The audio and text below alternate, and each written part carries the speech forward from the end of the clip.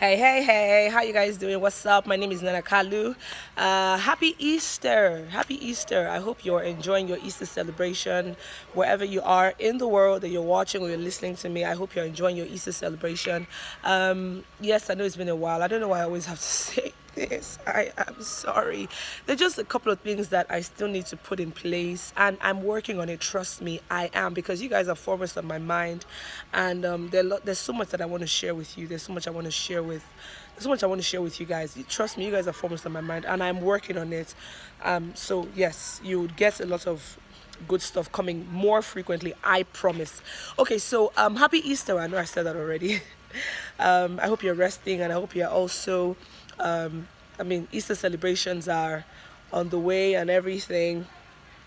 Awesome. So I wanted to talk about something today on today's video blog, and it particularly I was thinking about it most especially today, of course, because of the significance of today, the fact that we're celebrating Easter, and we will not be celebrating today if somebody didn't come to pay our debts, to die, just so that we might live and we might live free.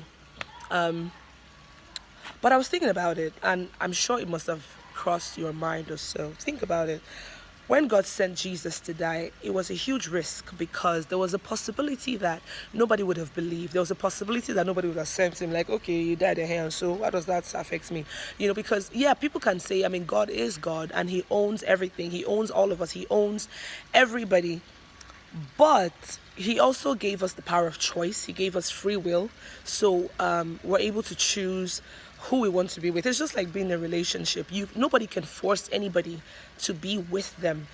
The best you can do is to love them and hope that they love you right back. And so that was exactly what Jesus did, what God did. And the truth is, we that love him, we love him actually because he first loved us, because it was because he loved us. That's why we even have the capacity to not only receive his love, but also to love him right back. Okay, so you see the thing, it was a huge risk that God had to take, because it was possible that nobody would have believed. It was possible that Jesus would have just died in vain, and that would have been a really, really bad thing, because he went through a lot. It was a gruesome murder. He went through a lot. But then it made me also think about even our own human relationships, our own dating and courting and marriage and all of that. Now, when I was younger, I'm still young, but when I was younger, I used to think that for you to be with someone, you had to be 100% sure. In fact, I used to say you had to be 200% sure, absolutely sure, like Dettol. You had to be absolutely sure. But I've matured a bit. Plus, I've garnered some experiences, both mine and others, and I've realized that you can never be sure. You can never be 100% sure when it has to do with human dealings, in the sense that, even you as a person, you don't know the extent of your full capabilities. You don't know what you can do. You only know who you are right now and who you have been, because we constantly evolve, and so you don't know the extent of your full capabilities, basically. So if you don't know that much about yourself, how much more another person? And so there's a temptation to say, oh no, I want to be very sure. And sometimes I've realized that in being careful, we become too careful. That is where people who are commitment phobic, that's how they actually get commitment phobic, because it's not just about the fear of commitment. It's just the fear, like, okay, you don't want to make a mistake. You want to be really sure before you take that big step, because it is a big step. And don't get me wrong, I'm not downplaying the importance of choosing the right mate. I am not. It's really important. As a matter of fact, it's the most important decision that you could ever make in your life after getting saved. That's the next biggest decision that you would ever make in your life, because it could either make you or break you. Your destiny and your assignment is actually hinged on it. But there are some times that we get we just overthink it. We just overthink it. But at the end of the day, life is a risk, and all you just have to do is risk it. Now, when I say risk it, I don't mean be careless and throw caution to the wind. No, of course not. Do your due diligence. But the truth is, you can never be 100% sure about a person, because you can't even be 100% sure about yourself, how much more another person. You can never be 100% sure about a person. Once you have, okay, this person meets your requirements, so to speak, like there are no deal breakers, the person loves God. I mean, and I'm speaking to Christians. I believe I'm talking to Christians. The person loves God, and not just loves God. The person is passionate about the kingdom. For me, it's not just about being God-fearing. It's about being passionate about the kingdom. So the person is passionate about the kingdom, and then the person is committed to growth. Now, the person might not be perfect. There is no perfect person. But as long as the person is committed to growth, then you know that you are in safe hands, because you know that the person always wants to be better. So the person will always keep improving on him or herself.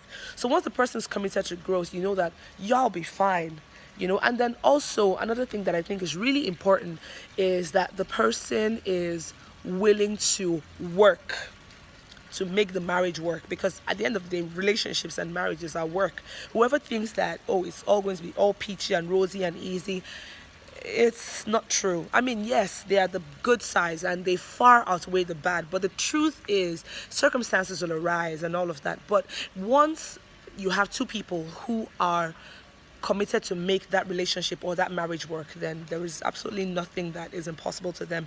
There'll be no talk of divorce or separation, and you guys know that you will be fine. So I just wanted to say this: you don't have to be 100% sure.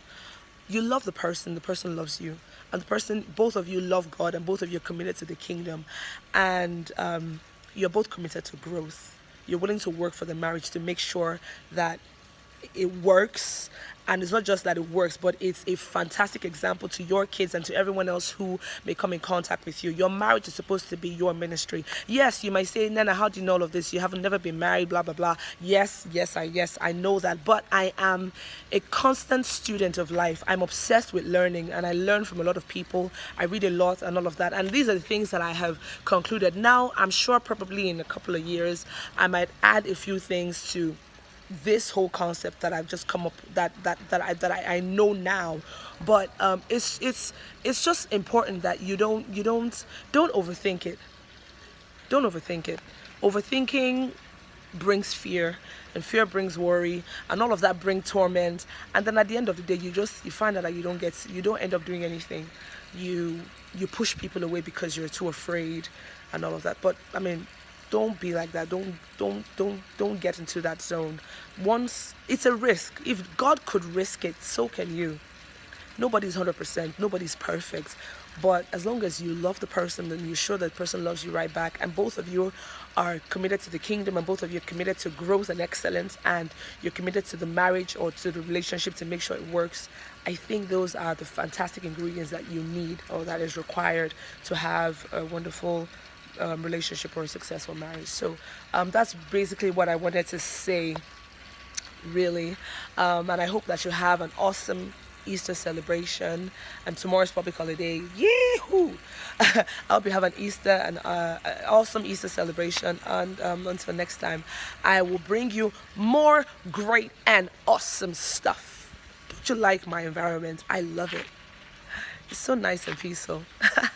All right, thank you so much for watching. I love you. Thank you so much. If you love this video, which I know you will, make sure you like, and don't forget to also subscribe, and I would bring you more great stuff. Thank you so much. Have a great day. Mwah.